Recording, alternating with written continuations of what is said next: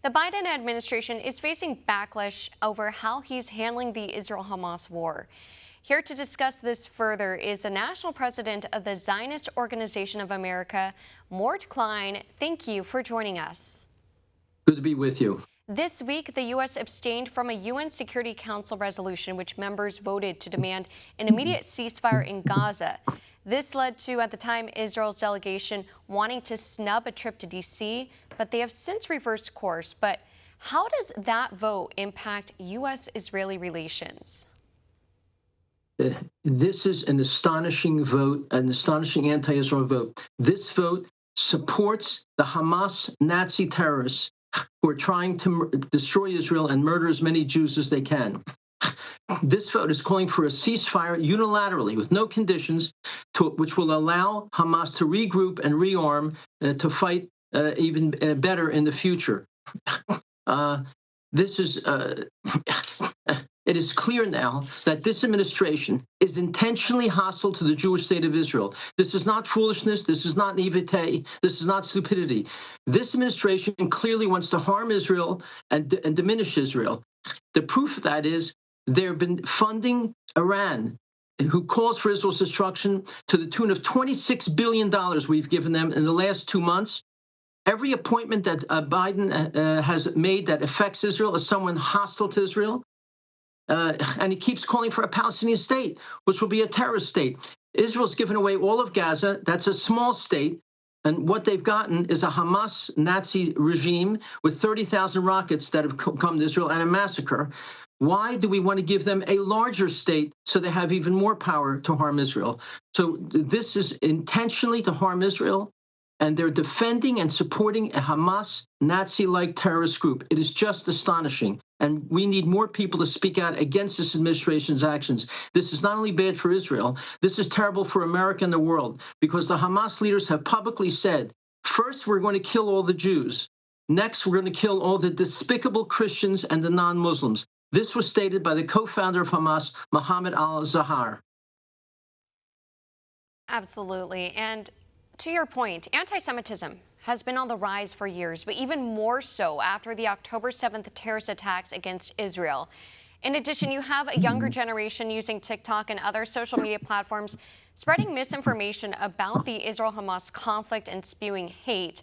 How is the Zionist Organization of America trying to combat anti-Semitism, and what would you tell those who support the Free Palestine movement? First of all, Gaza, which was the small Palestinian regime in Gaza, is free. There's no Jews there, no Israeli military there, and look what they did with it. They built underground tunnels and brought in weapons, heavy weapons from Iran, and did nothing to help their people. So what we are doing at ZOA is we're speaking out all over the country, writing articles, sending out literature, making it clear about the lies that the kids are promoting because they don't know what the facts are. We're making it clear there is no occupation. This was never Arab land, this land of Judea and Samaria and Gaza. There was never a country called Palestine. There was no Palestinian kings and queens. This was Israeli land under international law and under the biblical law. We also want to make it clear that Jerusalem has never been holy to Muslims. So when they scream, we want Jerusalem as the capital of a Palestinian state, Jerusalem is never even mentioned in their holy book, the Quran. It is not holy to them.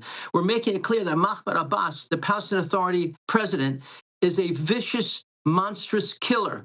He pays Arabs lifetime pensions to murder Jews. Do you hear what I just said? He pays Arabs lifetime pensions to murder Jews. He spends $400 million a year doing this. He names schools, streets, sports teams, children's camps after Jew killers, glorifying Jew killers, having parades for them when they die. And he puts out posters all over the Palestinian Authority schools and universities with their pictures and calling them heroes. So we're trying to make more people understand Israel's dealing with a Nazi-like terrorist regime. This is not a group of innocent people. By the way, the Gaza Palestinians and the Palestinian Arabs in Judea and Samaria, both of them in their own polls, 85% of them support Hamas. 90% of them support what Hamas did on October 7th, massacring 1,200 Jews and taking 250 Jews and 6 Americans hostage. So we're trying simply to educate the people on campuses and the country, making them understand the truth of the Arab-Islamic war against Israel and the Jews and America, I might add. Iran, which is now funding Hamas and Hezbollah and other terrorist groups, on their missiles, they have the line, death to America as well as death to Israel. They're coming after America. We have to stop them from getting nuclear weapons. And this administration has not done the job. We have to complain bitterly about this. And to your point, like you said, there are literally bounties for that the Palestinian Authority has offered to those who kill Jews in Israel. And Israel is the only democracy in the Middle East. Now, just a couple of weeks ago, the Zionist Organization of America hosted a Heroes for Israel gala honoring Representatives Elise Stefanik, Brian Mast, and other leaders who have been steadfast supporters of Israel. What was that event like this year in the face of everything that's been happening in Israel? It was oversold. We had overwhelming support for this gala. People wanted to be there with two of the great patriots and Israel supporters. Elise Stefanik, as you know, is the woman who questioned the 3 presidents of Penn, MIT, and Harvard, asking them, is it against their policy to call for the murder of every Jew, for genocide? Almost a nonsensical question. And they said it depends on the context. She exposed the fact that you have 3 hostile to Jewish presidents, and 2 of them have already been fired. There's only 1 left. So we honored her for her fabulous work and her commitment to strong U.S.-Israel relations.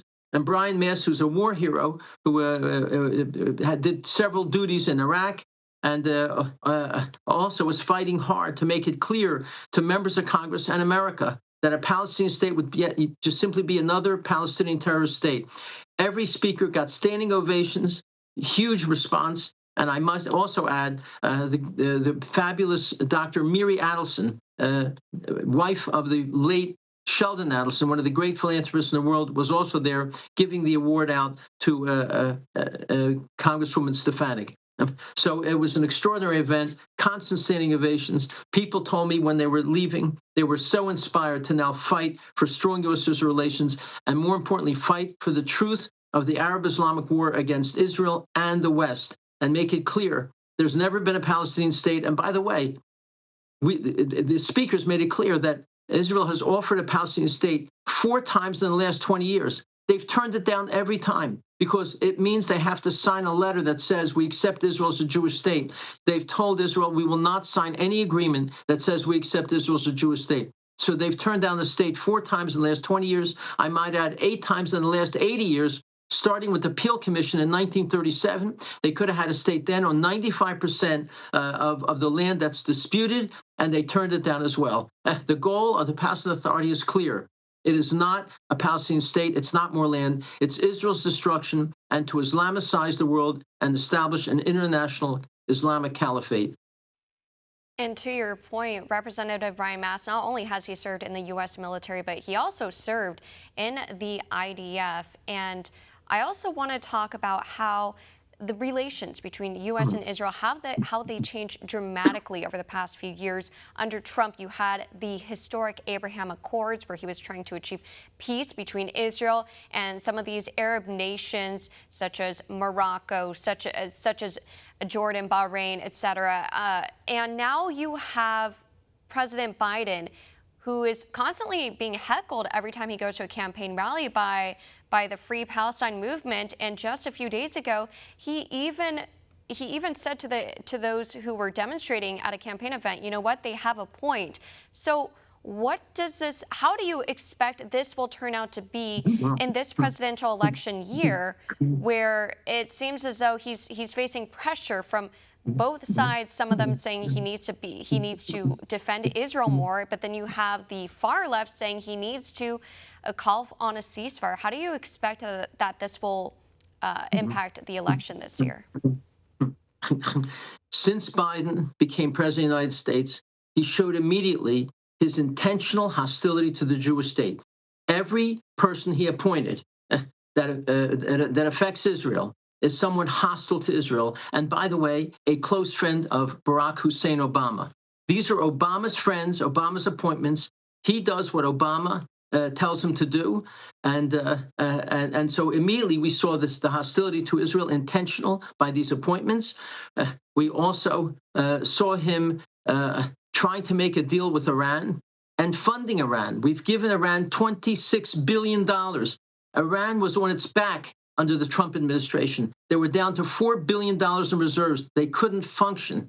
And now, since Biden has come in, he's ignored all the sanctions that Trump put into place, which made it impossible for Iran to sell oil and other products to the world, causing them to go broke. But Biden has ignored the sanctions, and now Iran has gone from $4 billion in reserves to $100 billion in reserves. And Iran is the biggest funder of Islamic terrorism in the world. They fund Hamas, Islamic Jihad, Hezbollah, the Houthis. And people have to begin to understand this is not pressure from the far left. This is Obama and Biden's own interest intentionally to harm Israel, to diminish Israel, and far worse. So it's high time that people in America who care about strong U.S.-Israel relations, who care about a human rights-loving democracy in the Middle East, the only one, Israel, should be speaking out and demanding that Biden change his policies, because they've been awful for Israel and awful for America. And again, I want to point out, this is intentional. It's not because of pressure from the left. This is what Biden has wanted to do from day one. Absolutely. And lastly, where can our viewers go to learn more about the Zionist Organization of America? Thank you. They can go to ZOA.org, ZOA.org. Much of what I said and more is on that website. We put new material out every single day to learn the truth about these issues, because if you read the New York Times and the Washington Post and the LA Times, you're not going to learn the facts of the issues. They are extraordinarily biased against Israel, as is most of the media in the world. And so I urge them to go on our website, ZOA.org, and you'll learn the facts that need to be understood to make wise decisions about your own thoughts. Again, President of the Zionist Organization of America, Mort Klein, thank you so much again for your time. Thank you for having me here, and thank you for the great work that One America does in all the issues, really enlightening the people like virtually no other media. Thank you. Thank you. For all our viewers asking where One America News is heading in the future, we would like to introduce you to OAN Live. OAN Live is the best way to stay up to date on all of the hard-hitting, straight-shooting, national and international headlines. And the best part is, OAN Live is only $4.99 per month. All the credible, honest, unbiased reporting One America News offers at a fraction of the cost of cable. Just go to OANN.com to easily sign up for OAN Live and stay informed.